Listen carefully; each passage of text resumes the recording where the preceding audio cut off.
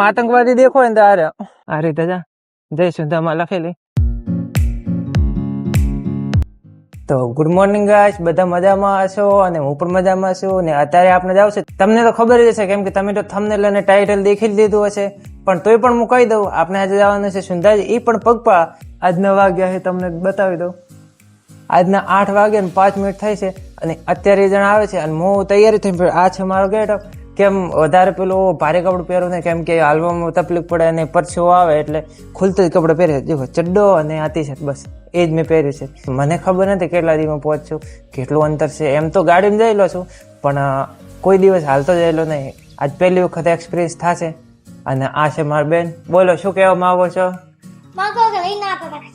બસ આમને તો એ જ પડ્યું હોય, બસ ગમે કોઈ બી જગ્યાએ ફરવા જાવ તો બસ મારે લેતા આવજો, કંઈક લેતા આવજો. અને આ મારો ભાઈ રખડ્યો, બસ રખડ જ કરે. સાયકલ ઘરમાં સાયકલ હાંકી નાખે, બોલો શું કરવાનું.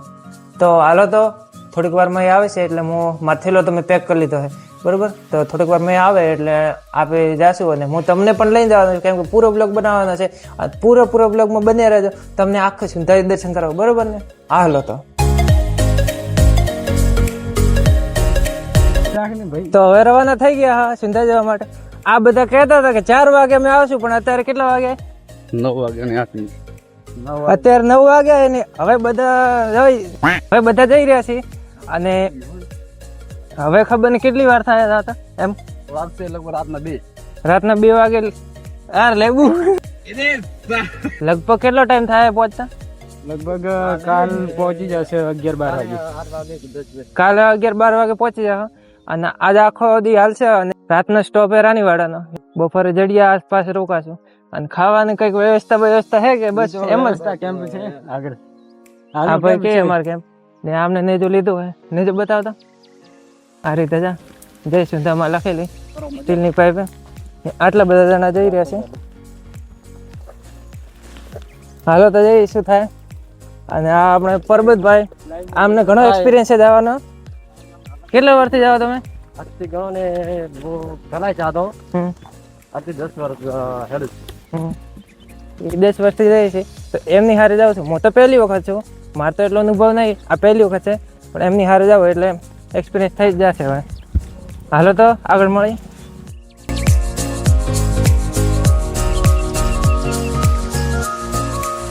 અમારા બધા આતંકવાદી દેખો ને આજે હું ક્યાં ના પડું. લગભગ અમારે ત્યાંથી 69 કિલોમીટર થાય સુંધાજી. અને બોર્ડર ઉપર રહેવાનો આ એક ફાયદો મને ગમ્યો કે આજે સુંધા માતા ઢોકળવું પડે. અને આ દેખો શું કરવા તમે બીડી પીવા કે સુંધા માતા? હા તો બીડી પીવાની છે ખાલી. આ બીડી પીવે? ના બીડી અમારે. હા તું નથી પીતો, પણ આગળ જો બીડી ના ધોવાડા ઉડાડતા થાય. અમુક ટાઈમ એવું થાય ને કે જરાય આપણે મન ન હોય ક્યાંય બહાર જવાનું, પણ અમુક ટાઈમ મન થઈ જાય એકદમ હુકમ થઈ જાય અને એ જગ્યાએ જવાનું નક્કી જ થઈ જાય. જેમ કે મારે અહીં આવવાનું જરાય નક્કી નહોતું, પણ આર્ય ને આ મહેશ નામનો વ્યક્તિ એને કીધું કે અમારે જવાનું હોય.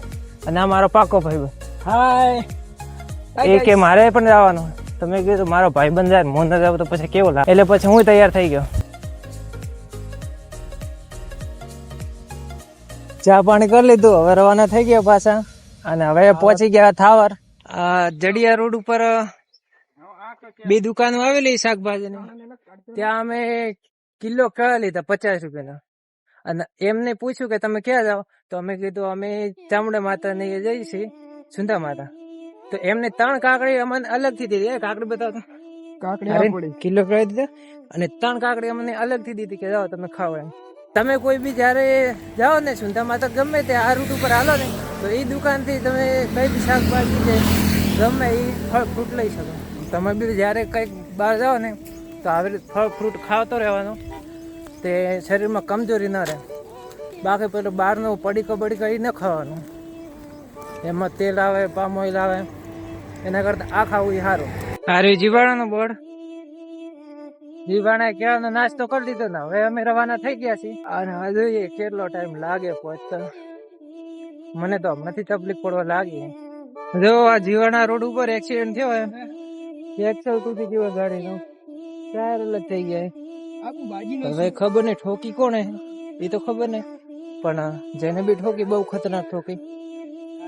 હવે ખબર નહીં ડ્રાઈવર બચ્યો હશે કે નહીં બચ્યો એ તો ખબર નહીં, પણ તમારે બી ગમે એ જગ્યાએ જવાનું તો ગતિ સ્પીડ લિમિટમાં જ હાલવાનો. આવી રીત થાય નકર હાલત એ જોઈ. જડિયા ગામમાં આવી ગયા અને અહીંથી આપણે કઈ બાજુ જવાનું હવે? આપણે આ સાઈડ જવાનું. હવે પેલી સાઈડ જવાનું હોય. આ રસ્તો ડાયરેક્ટ કઈ બાજુ નીકળે?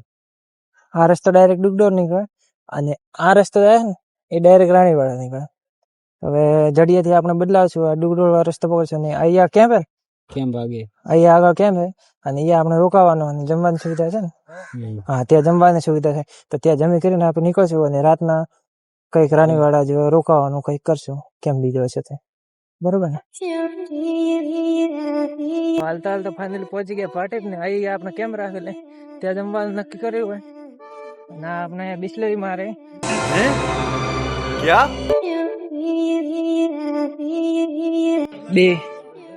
બે વાગે અને અત્યારે કેમ્પે પહોંચી ગયા અને અત્યારે અમે જમીશું અને થોડોક આરામ કરીને પછી હાલવાનું ચાલુ કરીશું. કેમ બતાવી દઉં તમે? અરે કેમ બધા જમવા ગયા, મારે હાથ ધોન બાકી, હું હાથ ધોઈને જમવા જાઉં અને તમને પછી મળું.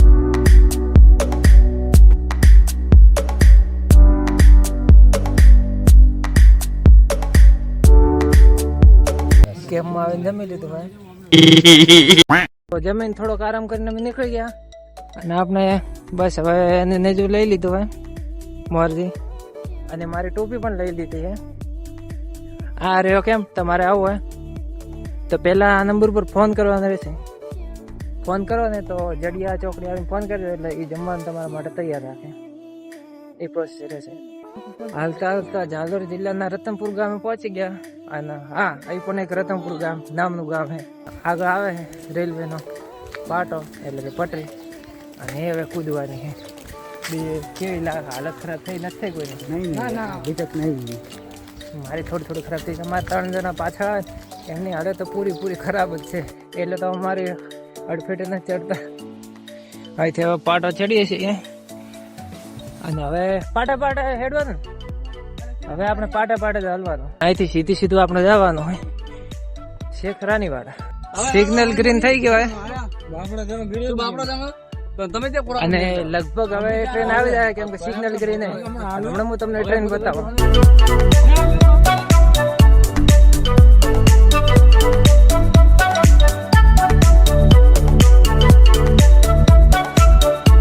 ટ્રેન તો ગઈ પણ પાટા ઉપર સન્નાટા બોલે. એક બીજી ટ્રેન આવી છે પણ એ માલગાડી છે, બતાવી દો.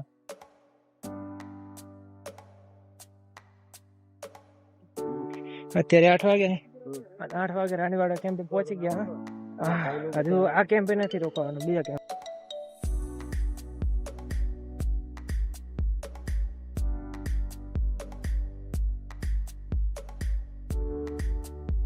હમણાં રામાપીનો કેમ્પ બતાવી ગયા. અમે બેસ્યા, ચા નાસ્તો કર્યો અને હવે અમે જઈ રહ્યા છીએ.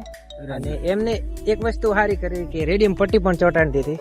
હજુ હવે ગમે તે જેમ કે જોવા દૂર જઈએ ને તો એ ચળકે ને તો જે ખટારા વાળા ગમે મોટા વાહન વાળા આવતા હોય ને તો એમ દૂરથી દેખાય કે કોઈક જાય એમ. બધું બરોબર જઈ રહ્યું હતું પણ આ એક ખોટા નિર્ણયના લીધે આખા દીની પત્તર રગડાઈ ગઈ. શું થયું કહું તો અમે જઈ રહ્યા હતા ત્યાં 7 વાગે અમે રાણીવાડા પહોંચી ગયા. 7 વાગે પહોંચ્યા એટલે ત્યાં એક રામાપીનો કેમ્પ હતો. ત્યાં એ કહેતા હતા કે તમે જમી લો, આગળ કેમ્પ બેમ્પ આવશે નહીં.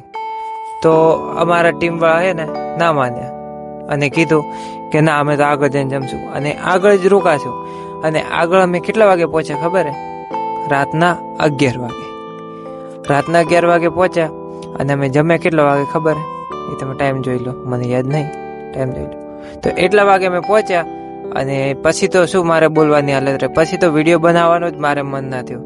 કેમ આટલું બધું પેલું થાય?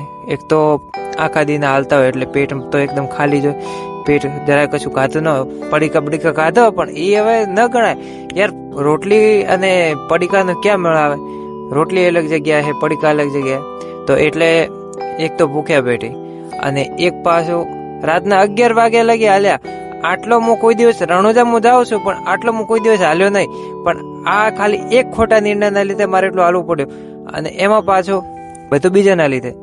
એમાં મારો કશું વાક હતો ને. મને તો ખબર નતું આગળ કેટલે કેમ્પ આવે, એ પણ કેટલા દર વર્ષે હાલે છે, પરંતુ એમને એટલું ખબર ન હોય કે આ એટલે કેમ્પ આવશે. તો રાતના અમે 11 વાગે પહોંચ્યા. બોલો શું કરી શકીએ, બોલો.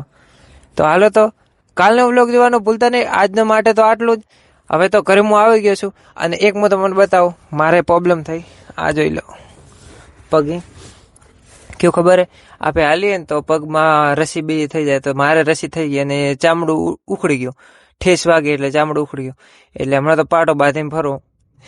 હવે આટલું રહેવાનું હવે જિંદગીમાં, તો બીજું કશું નહીં. મોજમાં રહો, બધા ખુશ રહો. અને મળું કાલના વ્લોગમાં. કાલના વ્લોગ જોવાનું ભૂલતા નહીં. કાલે હું સુંધા માતા પહોંચીને તમને સુંધા માતા મંદિરના બહારથી દર્શન કરાવું, કેમ કે અંદરથી કેમેરો એલાઉડ નથી. તો હાલો, તો કાલે મળીએ.